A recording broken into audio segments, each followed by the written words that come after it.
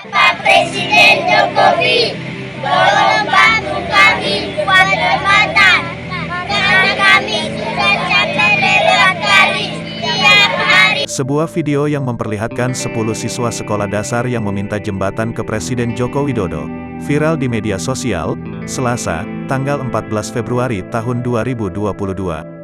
Dalam video berdurasi 14 detik itu tampak para siswa sedang berada di tengah aliran sungai.